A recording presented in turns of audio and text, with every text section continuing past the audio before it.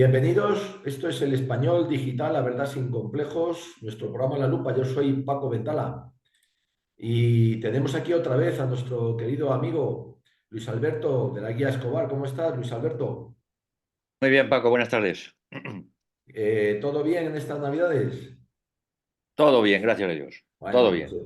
entonces deseando retomar contigo estas magníficas entrevistas, charlas y todo, y recordarle a nuestros seguidores, pues tu magnífico libro, ahí lo tenemos, Víctimas del Odio, la memoria silenciada 36-39, que desde luego nos está descubriendo cosas que, bueno, no sé si por desgracia o por otros motivos, aquel famoso de la verdadera reconciliación, que al final parece que ha salido un poco el tiro por la culata, pues han permanecido Sí, olvidadas durante tanto tiempo, ¿verdad, Luis Alberto? pues sí, la verdad es que sí. Qué pena, en Ya lo fin. hemos dicho en muchas ocasiones. Sí, Unos, hay gente unos que no por lo... intentar unos por intentar olvidar y otros porque no les es grato recordar sus Claro, viles hazañas. La verdad es que claro, se ha silenciado totalmente. claro. Bueno, pues como dicen que no hay bien que por un mal no venga, como han querido ahora convertir a las víctimas en verdugos y a los verdugos en víctimas, pues viene bien que aprendamos, te lo digo aprendamos porque yo del 90% no tenía ni idea lo que realmente pasó, lo que fue, lo que es verdadera memoria histórica o verdad histórica, como yo prefiero llamarle. Luis Alberto, vamos a iniciar una provincia pues muy importante, al mismo tiempo una provincia que yo creo, por lo que tú me has adelantado y por lo que dice tu libro, pues tremendo, fue terrible. Es Toledo. Luis Alberto, adelante. Probablemente junto con Ciudad Real, incluso lo supera lógicamente, Toledo es la más catastrófica, podríamos decir. Claro, A la hora de abordar lo que fue el devenir de la provincia de Toledo durante la guerra, pues yo creo que dos notas marcan su historia. De un lado, la famosa y conocida, archiconocida, diría yo, gesta heroica del Alcázar de Toledo, sí, por el bando nacional, y por otra parte, como siempre, la crueldad atesorada y ejercida por las milicias rojas en los pueblos de la provincia y en la capital. El resultado final, pues el asesinato de más de 5.000 personas, qué barbaridad. aunque este número, si bien ha sido defendido o mantenido más bien por los historiadores, como siempre decimos, creo que es inferior al que realmente se produjo si tenemos en cuenta la cantidad de desaparecidos, sobre todo en el Pozo Mina del municipio de Gamuñas, al que más tarde nos referiremos, y que Ajá. junto con el de Carrión en Ciudad Real y Paracuellos del Jarama en Madrid, constituyen, creo que si no las tres, de las tres mayores fosas en toda España. Ya, Pero vamos, siendo horrendo el número de caídos, la importancia, creo yo, no hay que dársela tanto al número, que indudablemente la tiene, cuanto al sadismo, a la mezquindad y al menosprecio por la vida que derrochaban los asesinos frente populistas. claro. Para hacer un estudio más o menos coherente de lo que sucedió en Toledo, creo que habría que tocar cuatro o cinco puntos fundamentalmente. Por una parte, como decía antes, la gesta del Alcázar de Toledo Sí, y un saqueo, un estudio, mejor dicho, del saqueo, las torturas y los asesinatos que se produjeron tanto en Toledo como en su provincia, sin dejar de hacer un detallado o exhaustivo examen, si no de todos, porque sería imposible, sí de los casos de extrema crueldad por parte de las milicias rojas. claro. Además, me gustaría detenernos, porque creo que es algo menos conocido, en las técnicas de tortura usadas en las checas. Muy bien. Y finalmente, pues hacer un balance del resultado final de la persecución religiosa en Toledo y en su provincia. Muy Creo que con bien. estos puntos más o menos centramos lo que ocurrió durante la contienda. Perfecto. Pues adelante entonces. Entonces, si te parece bien, empezamos. Empezamos por la gesta del Alcázar de Toledo. ¿Qué ocurrió? ¿Qué ocurrió en Toledo? Pues dado el ambiente enrarecido que se respiraba en Toledo antes del alzamiento, el entonces coronel Moscardó, en su condición de comandante militar, divide la ciudad en varios sectores, poniendo al frente de cada uno de ellas a un jefe. Ante la probabilidad de que se produjera alguna revolución populista, reúne en su despacho a los jefes de los distintos sectores a fin de estudiar la defensa de la capital. El puesto de mando se fija en el gobierno militar y el lugar de reunión queda fijado en el Alcázar de Toledo. La misma noche del 18 de julio y tras la proclama por radio de la famosa, diría yo, bueno, dejémoslo en famosa, Dolores Ibarruri, la pasionaria, las turbas rojas se dirigen desde la sede del sindicato a la plaza del Zocodover y allí abren fuego indiscriminadamente contra la Guardia Civil que allí se encontraba. Al mismo tiempo que se producía esto, se ponía cerco a los falangistas y a los miembros de Acción Popular que estaban reunidos en la sede de estos últimos. Tras el enfrentamiento, eh, se produjeron los sucesivos disparos, ¿no? Y entonces Moscardó da orden de que todos, falangistas y miembros de Acción Popular, fueran trasladados al Alcázar de Toledo. Ajá. Estando ya concentrados allí, Moscardó recibe una llamada del gobierno civil donde se le informa de la llegada de un diputado socialista que portaba la orden del gobierno para hacerse cargo de todo el armamento que los alumnos de la academia y de la Guardia Civil tenían. Ya, Indudablemente la contestación de Moscardó no daba lugar a dudas. Invita al diputado socialista, muy amablemente, a dirigirse al Alcázar para entrevistarse con él y llegar a un acuerdo, ¿no? Sin embargo, el dirigente cobardemente rehúsa la reunión con el temor de ser tomado como rehén claro. y regresa apresuradamente a Madrid. Tras el informe que este diputado da al gobierno, se da orden desde el Ministerio de la Guerra para que se forme un convoy escoltado por 200 guardias civiles para que se traslade a Madrid todas las municiones existentes en la Real Fábrica de Armas de Toledo. Sí, verdad. Moscardó, yo diría que tocándoles un poco las narices, vamos a ser claros, ¿no? Les dice que bien, que le parece bien, pero que la orden se la tienen que dar por escrito. Entonces, esta actitud sienta mal al gobierno y automáticamente se produce, pues entonces, la tirantez, una tirantez sublime, diría yo, entre Moscardó y las órdenes del Ministerio de la Guerra, ¿no? Ante esta situación, a las 7 de la mañana del día 21 de julio, y en la plaza de Zocodover, el capitán Vela Hidalgo lee una declaración del estado de guerra. Claro. Entonces el gobernador civil, su familia y algunos miembros izquierdistas son conducidos al Alcázar en condición de rehenes. Y es entonces cuando podemos decir que da comienzo el asedio y la defensa del Alcázar. Ya, muy bien. ¿Cómo tiene lugar este inicio? Pues tiene lugar a partir de un avión que sobrevuela un avión de la República, lógicamente, que sobrevuela la capital y lanza proclamas en las que se invita a los soldados a rechazar las órdenes de la superioridad y regresar a sus casas. Ante la decepción de los frente populistas, la negativa de los reunidos en el Alcázar no tiene lugar a duda y entonces ante esta negativa, se produce el primer bombardeo sobre el Alcázar de Toledo. a la ya, vez que se avanza, se da la orden de avance de una columna que estaba mandada, creo recordar, por el general Riquelme con el objeto de tomar la ciudad de Toledo. correcto.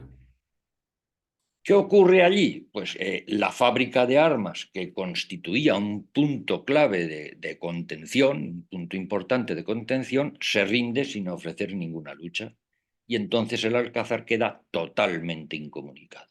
Ya, El total de hombres que se encontraban agrupados o reunidos en el Alcázar, total de 1.200, serían la defensa efectiva del Alcázar, en tanto que el resto, alrededor de 1.000 personas, entre no combatientes, las mujeres, los críos que allí había, pues se destinarían a atender los distintos servicios.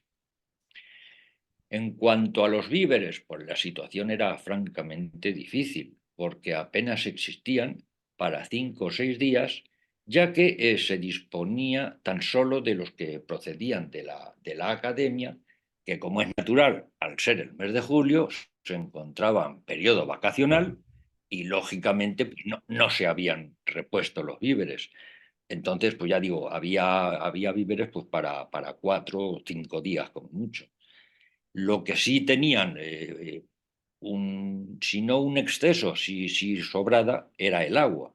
Sin embargo, Moscardó, muy acertadamente, ante la posibilidad de que la cosa se pusiera peor y se produjeran asaltos mucho más importantes, decide restringir el agua para evitar que llegara a faltar, ¿no?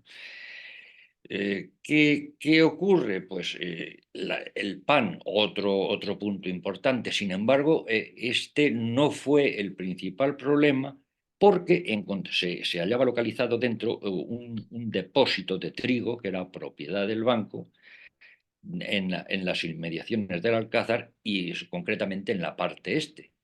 Y ello sirvió indudablemente para que pudieran tener el pan durante todo el asedio. claro, muy bien.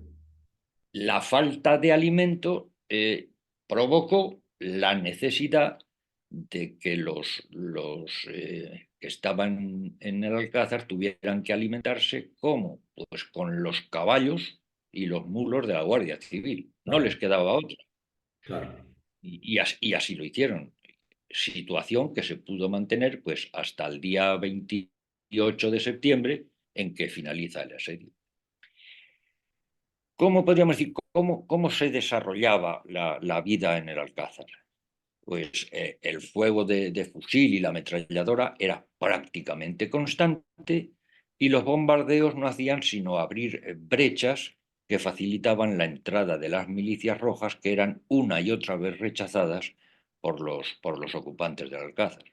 claro, El ataque con la artillería es prácticamente diario, sobre todo en los primeros días del asedio, y bien la poca o escasa eficacia de los ataques, entonces los republicanos llevaron 2 piezas de 5,5 milímetros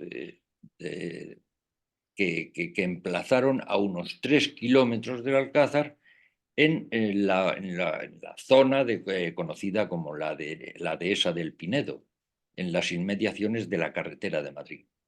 Con ella hacían fuego 2 veces durante la mañana al principio y posteriormente aumentaron para hacer también el ataque por la tarde. El fuego duraba aproximadamente 1 hora y cada vez se fue intensificando más el ataque hasta que se llegó a iluminar incluso el Alcázar con potentes focos para continuar el foco hasta la noche. claro, En cuanto a la aviación, el ataque era diario. Lanzaban bombas de 12 y de 50 kilos que causaban grandes desperfectos, sobre todo en el edificio de Capuchino, que llegó a desaparecer, e incluso se llega por parte de la aviación, en su intento de incendiar el recinto, a lanzar latas de gasolina.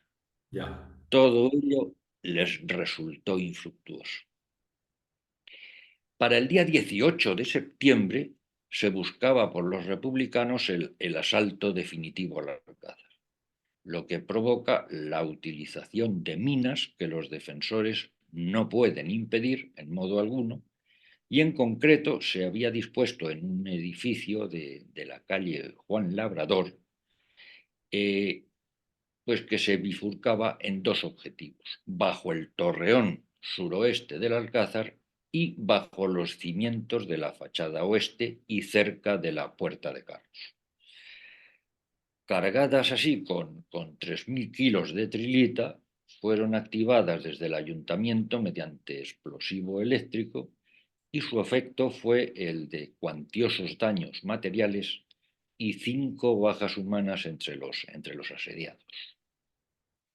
Fiel reflejo de la actitud mostrada por los asediados del Alcázar fue la respuesta dada a las constantes intimidaciones que casi a diario les llegaban por vía telefónica, conminándolos a deponer las armas y a rendirse. Esto ocurre al menos en 4 ocasiones. La primera vez fue una llamada del general Pozas, quien amenaza con no dejar piedra sobre piedra. Más tarde, el 21 de julio, el propio general Riquelme, quien ante la negativa de deponer las armas amenaza con actuar enérgicamente. La respuesta obtenida no deja lugar a dudas. Los asediados preferían morir antes que entregar todo el armamento para que dispusieran de él la chusma populista. Al día siguiente, el 22 de julio, fue Barnés, ministro de Instrucción Pública, quien intenta hacerles desistir de su actitud, que calificó de muchachada, era el adjetivo que utilizó, en aras a evitar la destrucción arquitectónica de la ciudad a causa de los ataques. Tampoco tuvo la respuesta deseada. Ante la firmeza que mostraban, se recurrió a lo que ya ellos entendían que sería la clave humana, es decir, para deponer la actitud del coronel Moscardó. Claro. Y en la tarde del 23 de julio llama el jefe de las milicias de Toledo, quien, dirigiéndose al coronel, le increpa amenazándole: son ustedes responsables de los crímenes y de todo lo que está ocurriendo en Toledo, y le doy un plazo de 10 minutos para que se rinda al Alcázar, y de no hacerlo, fusilaré a su hijo Luis, que lo tengo aquí al lado. Aquí es donde se inicia la famosa Sí. conversación entre padre e hijo, ¿no? Eh, Papá, ¿qué hay, hijo mío? Nada, que dicen que si no te rindes me van a fusilar. Pues encomienda tu alma a Dios y muere como un patriota dando un grito de viva Cristo Rey y viva España. Un beso muy fuerte, papá. Esa fue la contestación. Impresionante. Sí, sí, impresionante. Automáticamente, y con la firmeza que le caracterizaba, ¿no? Moscardó se dirige al coronel miliciano y le dice: puede ahorrarse el plazo que me ha dado y fusilar a mi hijo, porque el Alcázar no se rinde. En fin, Impresionante. es una virtud que claro, lógicamente todos consideramos heroica, Sí, pero hay que estar en la piel de bien. Moscardó Sí, señor. Sí, señor. y darse cuenta de lo que Sí, estaba sí. haciendo, ¿no? Claro. Sí, señor. En fin, otro punto importante dentro del Alcázar, creo yo, es la espiritualidad que existía, ¿no? Era una cuestión de suma importancia para quienes se atrincheraban dentro del Alcázar, no solo atender a sus necesidades vitales, sino sobre todo atender a sus necesidades espirituales. Claro.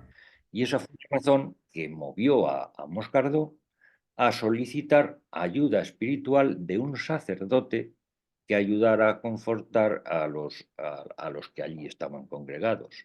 Para ello, y aprovechando la entrevista que tuvo con el comandante Rojo, que había sido profesor de la academia y que había sido enviado por los republicanos para entregar un escrito en el que se contenían las condiciones de la rendición, pues Moscardó aprovecha para proponerle que pida al gobierno que si tienen algún prisionero, sacerdote, que hubiera sido incluso condenado a muerte por el Tribunal Popular, le permitieran entrar en el Alcázar corriendo la misma suerte que los allí congregados. claro, El gobierno admite, curiosamente, admite la solicitud y al atardecer del día 10 de septiembre se avisa desde las casas del Frente Sur de que se enviaba al sacerdote, a Vázquez Camarasa, para prestar auxilio espiritual. Tras pactarse, se le autoriza a entrar por un periodo de 3 años acordado, y tras haber sido identificado por algunos que lo conocían, se le autoriza a entrar en el recinto y tras celebrar la misa, por imposibilidad de tiempo, da la absolución general a los allí reunidos y posteriormente se reparte la comunión con los trozos de la Sagrada Forma que tenían conservadas las hermanas de la Caridad. Posteriormente, se hace una procesión solemne y se traslada al Santísimo hasta la enfermería para asistir a los enfermos más graves. claro. Cuando todo ello terminado, entonces el sacerdote expone la verdadera misión que los republicanos le habían encomendado, Ya, que era tratar de sacar del Alcázar a las mujeres y a los niños. Entonces, una de las mujeres que allí se encontraban lanza el grito diciendo que están encantadas de estar allí protegidas y que su intención es permanecer dentro corriendo la misma suerte que el resto de los reunidos allí. sí, Con lo señor. cual, otro nuevo, otro nuevo batacazo Claro, para las milicias rojas, ¿no? ¿Cuál fue realmente el coste humano del asedio al Alcázar?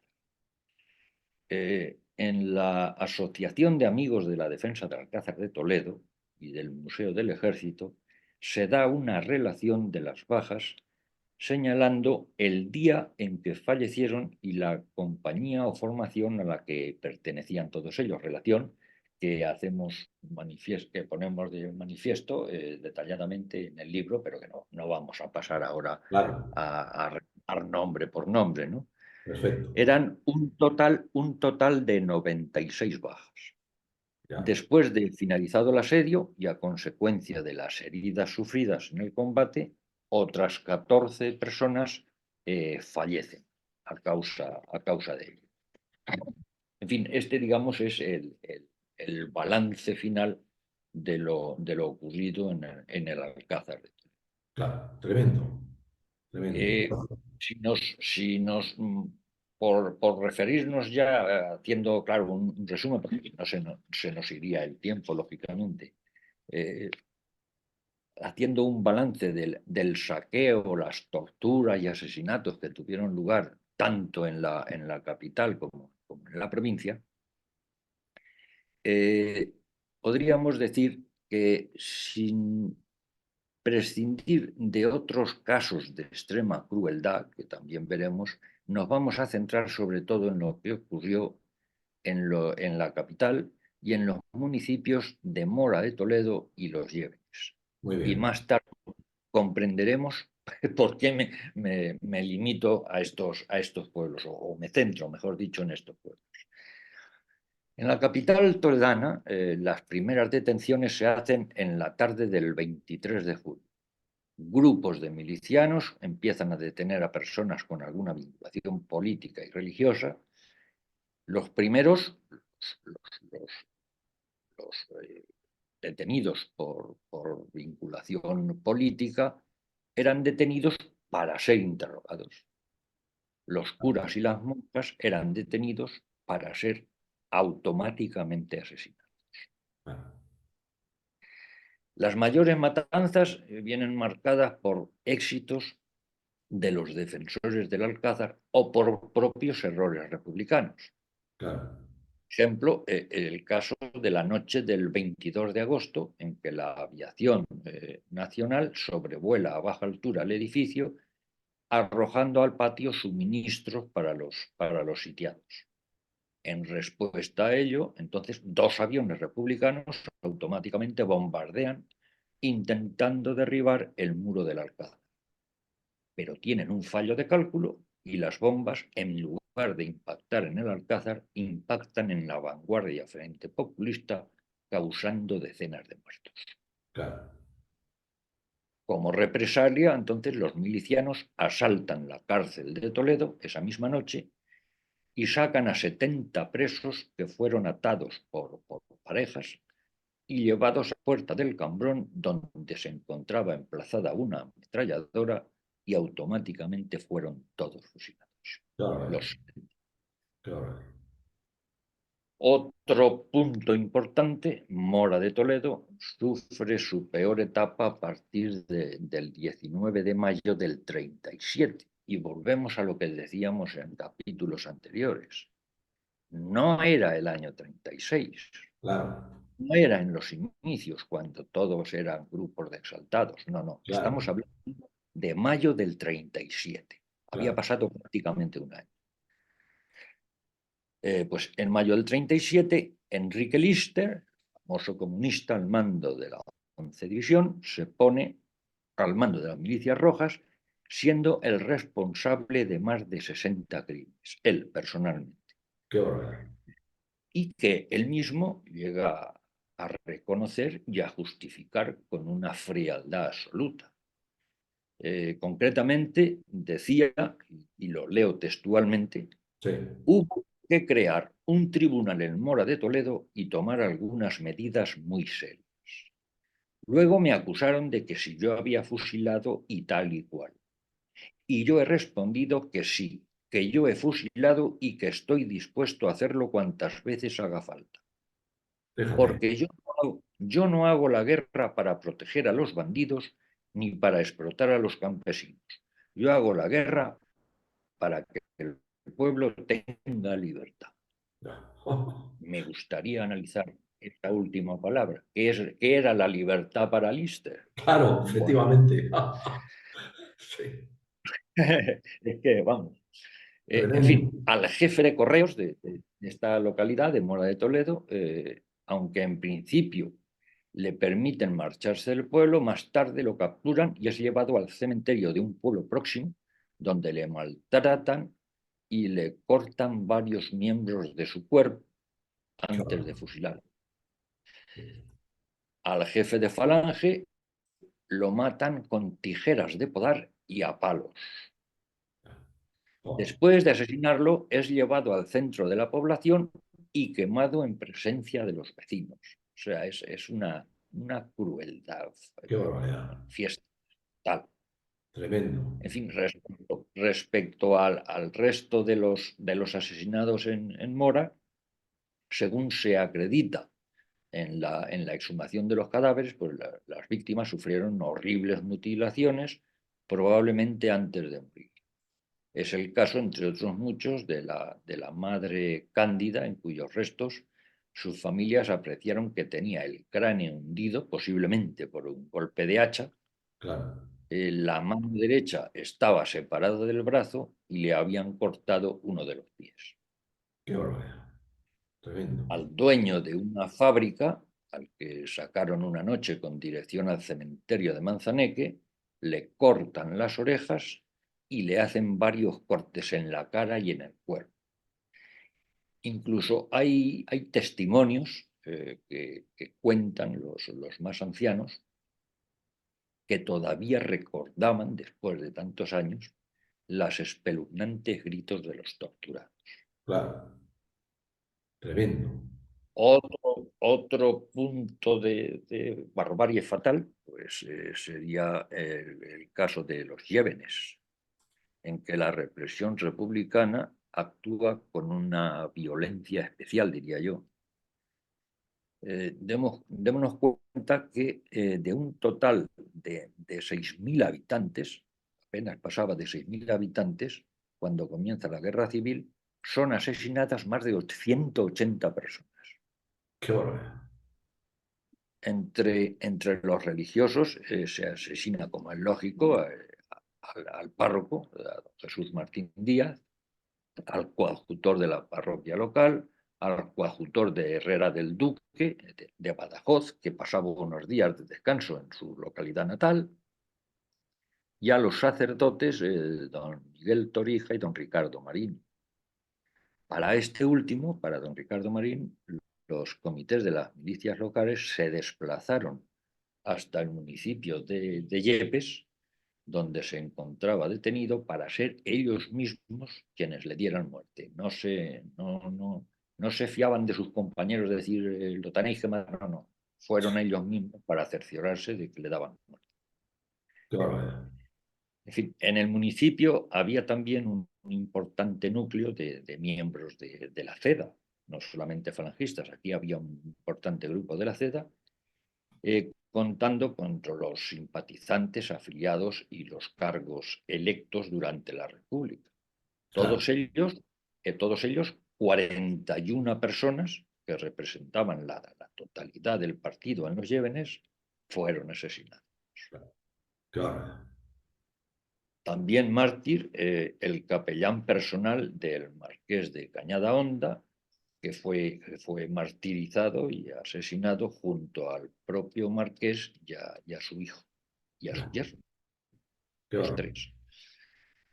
En fin, otros hechos de extrema crueldad, pues no podemos por menos que eh, eh, detenernos en algunos de ellos que aparecen cifrados o se hace una relación de ellos en un informe que da el coronel del segundo tercio de la Guardia Civil de Toledo el 28 de octubre del 43 y donde se da constancia de los más execrables, podríamos decir, ¿no? Claro, Entre ellos podemos citar en Torre de Esteban Ambrán, el 31 de julio detienen a un tal Juan Aguado López y a Casimiro Escudero Piñero, que a la sazón eran el jefe de Falange y el jefe de las milicias.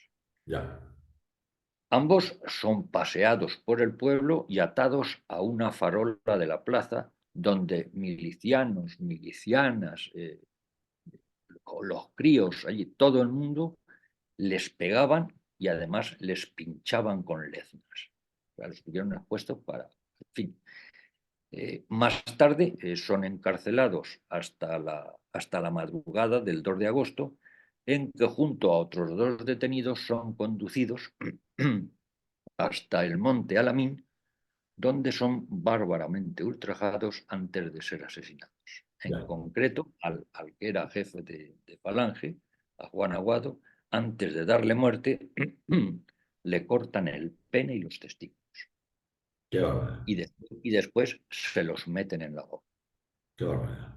Tremendo. En fin, Terrible. Terrible. la crueldad es supina, ¿no? Terrible. Luis En San... Alberto, Luis Alberto, Sí, se nos acaba el tiempo. De verdad es tremendo lo que estás contando. Yo creo que esto merece mucho más. Es terrible que todo esto se olvidara. Es terrible se quiera dar la vuelta a la tortilla, parecer las víctimas como verdugos y los verdugos como víctimas. Yo de verdad, nos queda apenas un minuto, te emplazo a seguir con este relato, con esta verdad bueno, histórica frente a la desmemoria que se intenta imponer ahora, que se ha impuesto prácticamente, ¿no?